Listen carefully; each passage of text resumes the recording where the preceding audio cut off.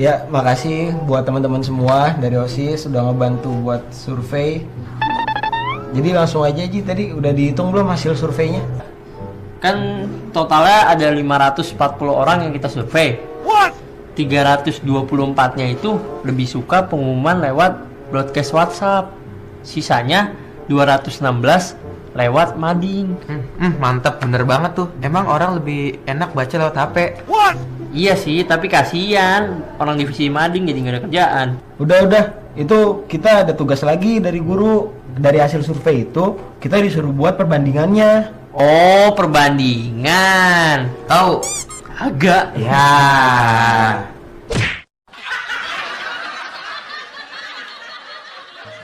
Halo sahabat edukasi, itu tadi teman-teman yang tadi disuruh sama gurunya untuk menghitung mana yang banyak pakai WhatsApp atau mana yang lebih banyak baca di mading. Dan ternyata itu membawa kita kepada sesuatu konsep matematika yang kita sebut dengan perbandingan atau rasio. Nah, apa itu perbandingan atau rasio? Perbandingan atau rasio digunakan untuk membandingkan besaran suatu benda dengan benda lainnya. Besaran benda ini banyak, bisa dari ukurannya, bisa berupa panjang, kecepatan, massa, waktu, atau banyak bendanya, dan banyak hal yang tentang besaran, pokoknya besaran tentang suatu benda. Kemudian cara menyatakan rasio atau perbandingan ini itu ada 3 cara. Cara yang pertama itu adalah dengan bentuk pecahan. Semisal 2/3, pecahan 3/4, atau 5/8, dan seterusnya gitu. Lalu kedua, bisa dinyatakan dengan dua bilangan yang dipisahkan oleh titik 2. Misalnya kita lihat ada 2/3 tadi, bisa kita tulis menjadi 2/3. 2.2 kemudian 3, kemudian 5.2, kemudian 6, 5/6, dan seterusnya. Kemudian yang ketiga, bisa dinyatakan dengan dua bilangan yang dipisahkan oleh kata dari.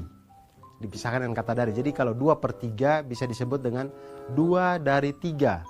Atau biasa lihat di iklan-iklannya ada yang ternyata 9 dari 10 wanita menggunakan sampo ini, gitu-gitu. Nah, itu adalah kalimat-kalimat perbandingan. Nah, sekarang mari kita lihat teman-teman yang tadi yang sudah menghitung sekolahnya itu 150 orang. Berapa sih yang disurvei?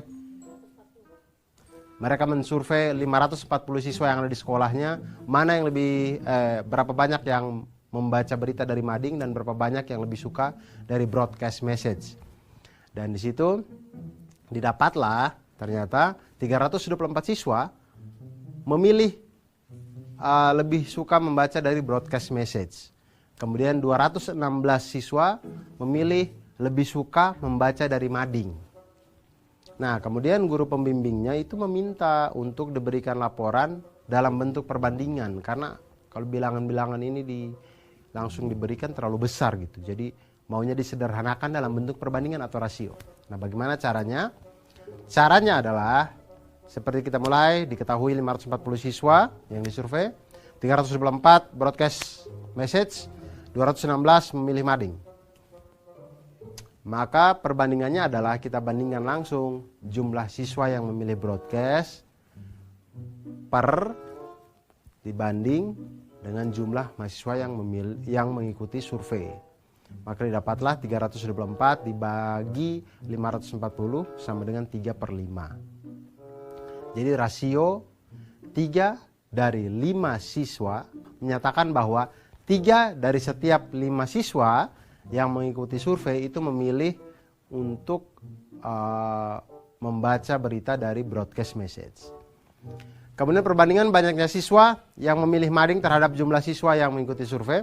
Langsung banyaknya jumlah siswa yang memilih mading per banyaknya siswa yang mengikuti survei. Kemudian dapatlah 216 per 540 sama dengan 2/5. Nah, rasio 2 dari 5 ini dibacanya adalah 2 dari setiap 5 siswa yang mengikuti survei itu memilih untuk membaca berita melalui mading. Dan untuk perbandingan banyaknya siswa yang memilih broadcast WhatsApp terhadap mading, terhadap media mading yaitu 324 dibagi dengan 216 sama dengan 3/2. Maka perbandingannya adalah 3:2. Dan perbandingan-perbandingan itulah yang tadi akan dilaporkan oleh OSIS kepada guru pembinanya. Begitu sahabat edukasi. Ternyata belajar perbandingan ini memudahkan kita dalam menggambarkan sesuatu, menggambarkan suatu keadaan, menggambarkan suatu besaran. Jadi teman-teman ketika menemukan suatu tempat atau suatu keadaan yang itu dia heterogen segala macam, jadi banyak hal yang bisa ditemukan di situ, itu bisa kita sederhanakan dengan menampilkan data berupa rasio atau perbandingan. Dan itu sehari-hari, karena kita bisa melihat jarak antar kota, kemudian pembuatan peta, kemudian miniatur barang, modeling dan segala macamnya, itu semuanya dengan konsep perbandingan. Oleh karena itu, jangan pernah lelah untuk belajar matematika, karena matematika akan selalu membuat kita menjadi lebih mantap.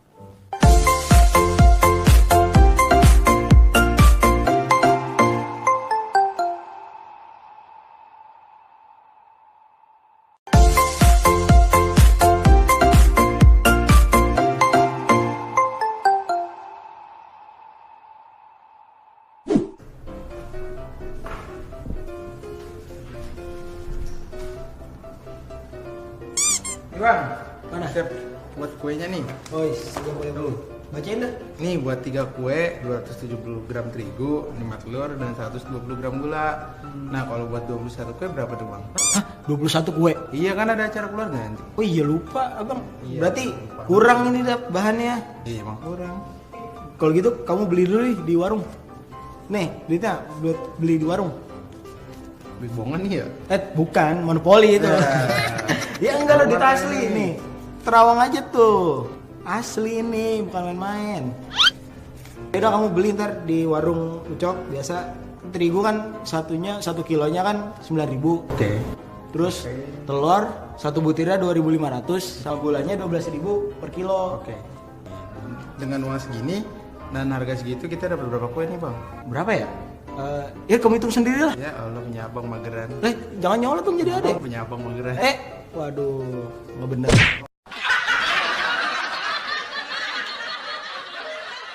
Wah, bikin kue. Menarik. Ada cowok-cowok berkumpul dan membuat kue. Wah, enak sekali ya. Jadi kita bisa bertamu ke rumah mereka kemudian meminta kue-kue yang dibuat tadi gitu. Tapi sebenarnya tadi ada permasalahan. Kue itu ternyata dibuat dengan bahan-bahan yang banyak dan bahan-bahan itu menentukan akan berapa banyak kue yang akan dihasilkan nanti. Dan tadi itu semakin banyak bahan yang kita butuhkan atau semakin banyak bahan yang kita punya, maka akan makin banyak kue yang kita hasilkan. Semakin sedikit bahan yang kita punya, semakin sedikit pula kue yang kita hasilkan. Nah, perbandingan-perbandingan yang seperti ini, yang semakin sedikit ini juga semakin sedikit, semakin banyak ini juga. Perbandingan seperti inilah yang di dalam matematika kita kenal sebagai perbandingan senilai. Semakin besar A, semakin besar juga B. Dua perbandingan atau rasio yang sama membentuk suatu perbandingan senilai. Jadi biasanya perbandingan senilai ini dipisahkan oleh tanda sama dengan. Dan perbandingan senilai adalah suatu pernyataan yang menyatakan bahwa dua rasio itu adalah sama. Sekarang kita lihat masalah yang tadi dialami oleh dua teman kita tadi, sahabat edukasi. Mereka ingin membuat kue ya. Keduanya berniat membuat 21 kue. Dalam resep itu ada 3 kue memerlukan 270 gram terigu. Kemudian 5 buah telur dan 120 gram gula. Nah, berapa banyak bahan-bahan yang diperlukan untuk membuat 21 kue? Jika harga terigu adalah Rp9.000 per kilogram, telur adalah Rp2.500 per butir, dan gula pasir adalah Rp12.000 per kilogram. Berapa banyak kue yang bisa dibuat jika dia hanya mempunyai uang Rp50.000. Kalau saya sih punya uang Rp50.000 daripada bikin kue, mending beli gorengan, beres. Nah, pertama kita buat perbandingan senilainya dulu. Biasanya perbandingan senilai kita pakai tabel. Kita buat tabelnya. Karena 3 kue memerlukan 270 gram terigu, 5 buah telur, dan 120 gram gula, maka kita bisa buat tabel. Tabelnya menjadi kue 3, kemudian terigu 270, telur 5, gula 120. Nah, masalah selanjutnya adalah, lalu untuk 21 kue, itu kita misalkan terigunya adalah X, kemudian telurnya adalah Y, dan gulanya adalah Z. Kenapa begitu? Ya namanya juga matematika. Matematika itu yang begitu, kita harus misalkan. Kita misalkan karena kita belum tahu. Nah, sekarang dari tabel yang sudah kita misalkan tadi, kita sekarang bisa menghitung dengan perbandingan senilai. Hitungan pertama untuk terigu misalkan, maka terigu itu kita dapat dengan membuat perbandingan 3/21 sama dengan 270 per X. Dikali silang, di situ 3X sama dengan 270 kali 21. Kemudian 3X sama dengan 5.670. X sama dengan kedua ruas dikali dengan sepertiga. X sama dengan 5.670 per 3. X sama dengan 1890. Maka terigu yang dibutuhkan untuk 21 kue adalah 1890 gram terigu. Dan yang kedua, telur. Sama dengan perbandingan senilai, kita pakai data yang di tabel tadi. Perbandingannya kita dapat 3/21 sama dengan 5 per Y. Dikali silang, 3Y sama dengan 5 kali 21, 3Y sama dengan 105. Kemudian kedua ruas kita kali dengan sepertiga, Y sama dengan 105 per 3, Y sama dengan 35. Nah, jadi telur yang dibutuhkan untuk membuat 21 kue itu adalah 35 butir telur. Dan yang berikutnya, hal yang sama kita lakukan kepada gula. Kita ambil perbandingannya 3/21 sama dengan 120 per Z. 3Z kita kali silang, 3Z sama dengan 120 kali 21. 3Z sama dengan 2520. Kemudian kedua ruas kita kali dengan sepertiga, maka Z sama dengan 2520 per 3. Z sama dengan 840. Nah, jadi gula yang dibutuhkan untuk membuat 21 kue itu adalah 840 gram gula. Jadi tabel yang tadi bisa kita lengkapi dan kita lihat semakin banyak kue, maka bahan-bahannya juga semakin banyak. Nah, inilah yang menunjukkan bahwa ini adalah perbandingan senilai. Nah, jadi kita lihat tadi harga telur, harga terigu, dan harga gula itu sudah ada diketahui. Kita lihat untuk 3 kue ternyata memerlukan uang 270 gram terigu kita rubah ke kilogram menjadi 0,27. 0,27 kilogram dikali dengan Rp9.000 per kilogram. Dihasilkanlah di situ Rp2.430 per kilogram untuk 3 kue. Untuk bahan terigu. Kemudian telur ada 5 butir, 5 kali Rp2.500 sama dengan Rp12.500 per Rp2.500 per 5 butir telur tadi. Kemudian gula itu ada 120 gram, kita rubah ke kilogram menjadi 0,12 dikali dengan Rp12.000 sama dengan Rp1.440. Jadi jumlah uang yang dibutuhkan untuk membuat 3 kue itu adalah terigu 2.430, telur 12.500, dan gula 1.440 sama dengan 16.370 untuk 3 kue. 3 kue hampir 17.000. Lebih murah gorengan memang sebenarnya. Kemudian kita lihat perbandingannya sekarang 50.000 tadi untuk dapat berapa kue ya. Jadi 3 kue itu senilai 16.370. Maka berapakah X kue sehingga dia mendapatkan Rp50.000? Kita buat perbandingan senilai. Di situ 3 per X sama dengan 3 per X sama dengan 16.370 per 50.000. Maka dikali silang X sama dengan 50.000 kali 3 dibagi 16.370 sama dengan 9,16. Jadi dengan uang Rp50.000 itu bisa untuk mendapatkan kurang lebih 9 kue. dengan sisa tepungnya sedikit. Ya, pokoknya dapatnya 9 kue. Ternyata membuat kue itu memerlukan bahan yang banyak untuk mendapatkan kue yang banyak. Karena kita berbicara di perbandingan senilai. Dan perbandingan senilai ini itu sering sekali kita gunakan di dalam kehidupan kita sehari-hari. Oleh karena itu sahabat edukasi, jangan pernah menyerah untuk belajar matematika, jangan pernah lelah untuk belajar matematika. Karena matematika itu membuat hidup kita menjadi lebih mantul, manfaat betul.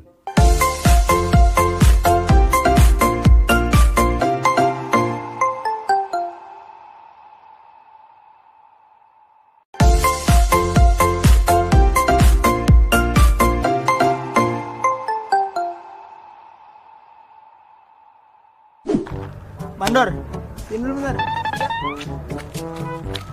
Gimana 10 hari ini kerjaan? Ya alhamdulillah Pak, kan targetnya 25 hari. Iya. Cuman kan 3 hari kemarin libur. Jadi ya agak terhambat. Iya ya.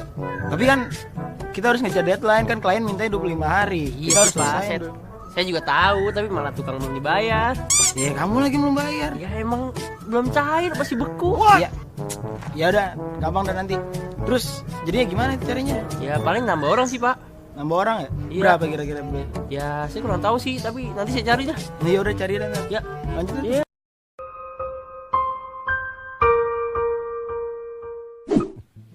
Ya sahabat edukasi, Mandor tadi agak pusing ya. Dia mau mencapai targetnya 25 hari pekerjaan harus selesai, tapi ternyata pekerja-pekerjanya itu setelah 10 hari kerja terhenti bekerja selama 3 hari. Nah, bagaimana caranya kita menyelesaikan masalah seperti ini ketika kita temukan di kehidupan kita sehari-hari? Permasalahan-permasalahan seperti ini itu bisa kita selesaikan dengan konsep matematika yang kita sebut dengan perbandingan berbalik nilai. Nah, apa bedanya perbandingan berbalik nilai dengan perbandingan senilai? Perbandingan senilai itu tadi seperti yang saya jelaskan, sahabat edukasi, bahwa perbandingan senilai itu ketika sisi yang satu semakin besar, maka sisi yang satunya juga akan makin besar. Tapi ketika perbandingan berbalik nilai, ketika sisi yang satunya nilainya makin besar, maka sisi yang sebelahnya nilainya akan semakin kecil. Itulah yang disebut dengan perbandingan berbalik nilai. Dalam definisi matematikanya, perbandingan berbalik nilai itu dikondisikan sebagai rasio Y per X, itu yang rasio Y per X tidak selalu sama. Sedangkan hasil kalinya X dikali dengan Y adalah konstan yang selalu sama. Jadi Y berbanding terbalik terhadap X. Nah, hubungan ini dapat ditunjukkan oleh persamaan X dikali Y sama dengan K, atau Y sama dengan K dibagi X, di mana K itu adalah konstanta. Itu dia. Nah, sekarang kita lihat masalah yang dialami oleh Mandor yang tadi ya. Mandor yang tadi mempunyai pekerja sebanyak 20 orang. Nah, 20 orang ini diminta untuk menyelesaikan proyek ini selama 25 hari. Kemudian mereka bekerjalah selama 10 hari. 10 hari bekerja, ternyata pekerjaannya berhenti selama 3 hari. Nah, pertanyaannya sekarang adalah, jika pekerjaan tersebut harus diselesaikan tepat waktu, maka banyak pekerja yang diperlukan untuk tepat waktu itu adalah berapa? Nah, pertama seperti biasa kita susun hal-hal yang kita ketahui ini, sahabat edukasi, di dalam tabel sehingga pikiran kita runut gitu ya. Kita lihat di situ jumlah pekerja itu 20 pekerja. Untuk awal, waktu yang dibutuhkan adalah 25. Kemudian pekerjaan itu sudah diselesaikan selama 10 hari. Sudah dikerjakan selama 10 hari, belum selesai. Sudah dikerjakan selama 10 hari. Maka waktu yang tersisa adalah 25 dikurangi dengan 10 sama dengan 15 hari. Jadi selama 10 hari bekerja itu ada 20 pekerja. Kemudian selanjutnya, setelah 10 hari bekerja, pekerjaan ini terhenti selama 3 hari. Maka kita lihat di situ waktu yang tersisa adalah 15 dikurang dengan 3 sama dengan 12. Jadi waktu yang tersisa tinggal 12 hari. Nah, di situ kita lihat dari tabel yang kita buat ini ada 20 pekerja, waktunya 25 hari. Nah, sekarang X pekerja untuk 12 hari. Nah, berapa banyak nih pekerjanya? Nah, seperti yang tadi di konseptualnya bisa kita lihat, kita kalikan langsung 20 dikali dengan 15 sama dengan X dikali dengan 12. Di situ didapatlah X sama dengan 20 kali 15 dibagi 12, X sama dengan 25. Jadi pekerja tambahan yang dibutuhkan adalah 25 dikurangi dengan 20 sama dengan 5 orang. Jadi mandor yang tadi dia harus ambil lagi 5 orang untuk membantu 20 orang yang awal agar pekerjaan itu selesai dalam waktu 12 hari. Dan sekali lagi, sahabat edukasi, jangan pernah menyerah untuk belajar matematika, jangan pernah lelah. Semoga ceria terus hidupnya karena matematika itu membuat kita menjadi mantul, manfaat betul.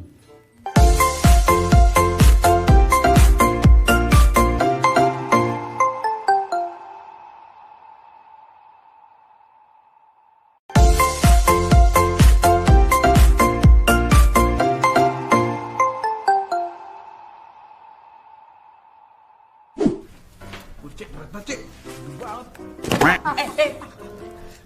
Sakit nih, buku gede banget tau. Mantap lah. Ini buku atas sama buku telepon? Sih bukan buat telepon lagi. Ini kita lanjut. Kita kan pengen ke Bandung nih. Dari Jakarta. Nah, Kata aku paling dekat lewat Bogor. Tapi kan lewat Sukabumi juga bisa. Jangan sotoy kamu. Gimana kita ngasih ini? Jangan lewat laut. kamu apa nih? Mana?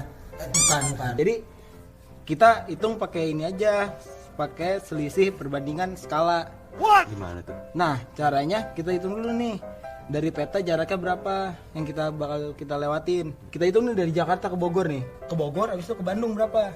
Nih, kita jarak itu gedean kelewatan. Pakai ini, jangan pakai ini. Oh, Jakarta ke Bogor dulu 3 cm. Terus dari Bogor ke Bandung 4 cm. CM apaan sih? Cemewel? Bukan, sentimeter. Oh, sentimeter bingung. Lanjut. Dari Jakarta ke Sukabumi 3 cm juga. Oh, sama berarti. Dari Sukabumi ke Bandung 6 cm. Nah baru kita kan udah tahu nih jarak tempuh yang bakal kita lewatin. Kita selisih pakai perbandingan skala. Nah skalanya itu kan 1 banding 2.500.000. Nah jadi berapa selisihnya dari jarak yang kita tentuin? Tahu nggak Muda? Kamu hitung aja sendiri. Aku mau nggak ngerti. Sama aku juga. Ngerti nggak? Apalagi aku. Ngerti nggak? Nah, tadi jelasin bisa. Ya tapi kan nggak ngerti caranya. Ya udah nggak jadi pergi deh kita.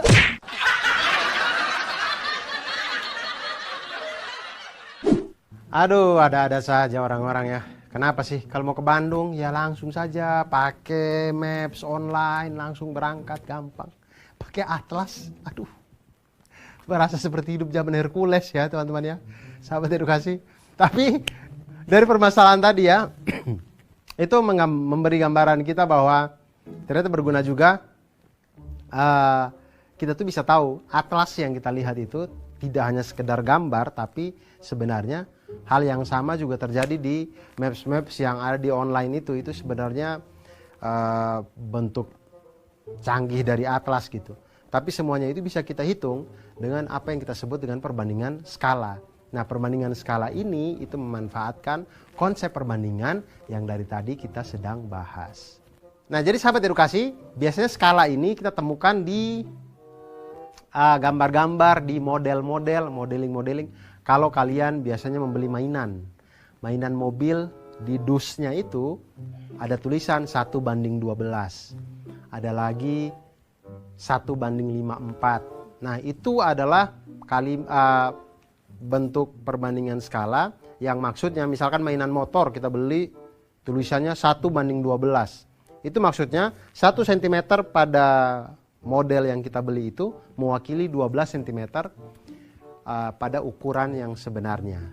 Jadi kalau gambar itu kita besarin sebanyak 12 kali, jadinya seperti motor yang sebenarnya. Seperti itu. Nah, setiap peta itu memiliki skala dan setiap model juga biasanya memiliki skala. Tidak hanya peta, ada denah, ada miniatur kendaraan, maket, dan banyak lagi benda lainnya menggunakan skala. Nah, skala ini digunakan untuk menyatakan perbandingan antara ukuran gambar dan ukuran sebenarnya. Misal, ada provinsi dengan skala 1:1 juta. Itu artinya 1 cm pada peta itu mewakili 1 juta cm pada jarak sebenarnya. Nah, skala peta itu didapat dari skala peta sama dengan jarak pada peta dibagi jarak sebenarnya. Nah, sekarang kita lihat masalahnya yang tadi. Ketika dia menghitung Bandung 3 cm segini, dia bilang. Canggih memang anak-anak sekarang 3 cm ya. Nah, hal-hal yang kita dapat dari hitung skala cm-cm ini itu bisa kita tahu jarak sebenarnya dengan menggunakan perbandingan skala. Tadi kita lihat jalur yang mereka pilih. Petanya itu punya skala 1 banding 2.500.000. Kemudian pada peta tersebut jarak kota A ke kota P, ya kita simbolkan saja ya, tadi Bandung ke Cimahi apa Sukabumi apa tadi ya. Kota A ke kota P itu ada 3 cm. Kemudian kota P ke kota B itu sama dengan 6 cm. Kemudian kota A ke kota Q itu 3 cm. Kemudian kota Q ke kota B sama dengan 4 cm. Kemudian pertanyaannya adalah berapakah selisih jarak tempuh yang dilalui Ali dan Adi. Karena ada 2 jalur, Adi itu memilih berkendara dari kota A ke kota B melalui kota P, dan Ali memilih berkendara dari kota A ke kota B melalui kota Q. Nah, disinilah kita hitung bersama. Untuk yang pertama, kita lihat Adi. Adi dia dari kota A ke kota kota A ke kota B melalui P. Kita lihat jarak kota A ke kota P itu 3 cm, maka 3 kali jarak sebenarnya adalah 3 kali 2.500.000 sama dengan 7.500.000 cm jarak sebenarnya, maka itu menjadi 75 km. Kemudian jarak kota P ke kota B. A ke P dulu baru P ke B. Jarak dari P ke B itu adalah 6 cm, maka jarak sebenarnya adalah 6 kali 2.500.000 sama dengan 15 juta cm atau sama dengan 150 km pada jarak sebenarnya. Jadi jarak sebenarnya dari kota A ke kota B melalui P itu sama dengan 75 km ditambah dengan 150 km sama dengan 225 km. Nah, sekarang kita lihat teman yang satunya. Berangkat dari kota A ke kota B melalui kota Q. Nah, kita lihat sekarang jarak dari kota A ke kota Q itu adalah 3 cm pada peta. Maka jarak sebenarnya adalah 3 cm dikali dengan 2.500.000 cm sama dengan 7.500.000 cm atau sama dengan 75 km. Tampaknya sama dengan jarak dari A ke P tadi ya. Kemudian jarak kota Q ke kota B itu adalah 4 cm pada peta. Maka jarak sebenarnya adalah 4 cm dikali dengan 2.500.000 cm sama dengan 10 juta cm. Atau sama dengan 100 km. Maka jarak sebenarnya dari kota A ke kota B melalui kota Q sama dengan 75 km ditambah dengan 100 km sama dengan 175 km. Jadi selisih jarak yang ditempuh oleh dua teman ini adalah 225 km dikurangi dengan 175 km sama dengan 50 km. Jadi ternyata lebih dekat kalau kita melalui kota Q. Tapi siapa yang sampai lebih duluan? Ya tergantung siapa yang punya kecepatan lebih cepat tentunya. Nah, cara lainnya bisa juga kita kerjakan dengan kita jumlahkan dulu jarak-jarak yang ada pada peta. Misalkan teman yang pertama adalah kota A ke P kemudian baru ke B. Itu menjadi 3 tambah 6 sama dengan 9 cm. Kemudian teman yang kedua dari A ke Q kemudian Q ke B itu mendapatkan 3 ditambah dengan 4 sama dengan 7 cm. Kemudian selisih jarak keduanya menjadi 9 dikurang 7 sama dengan 2 cm. Selisih jarak mereka pada peta. Nah, kemudian selisih jaraknya ini, 2 cm-nya ini, kita hitung selisih sebenarnya. Maka 2 cm dikali dengan 2.500.000 cm sama dengan 5 juta cm sama dengan 50 km. Ternyata cara yang ini lebih cepat ya. Bagaimana teman-teman? Sudah paham ya pelajaran tentang perbandingan senilai? Yuk kita latihan menjawab soal berikut. Sebuah peta memiliki skala 1 juta banding 4.500.000. Jarak kota A dan B pada peta adalah 60 cm. Jarak sebenarnya antara kota A dan B adalah... Oh iya, jangan lupa untuk tetap belajar di rumah ya, dan jaga kesehatan dengan rajin mencuci tangan serta makan makanan yang bergizi. Sampai jumpa! Nah, sahabat edukasi, itu tadi perbandingan skala pada peta, pada modeling, pada segala macam denah dan macam-macam di kehidupan kita ini. Akhir kata, jangan pernah lelah untuk belajar matematika, jangan pernah menyerah. Terus ceria, terus semangat untuk belajar matematika, karena dengan matematika membuat hidup kita menjadi lebih mantul, manfaat, betul.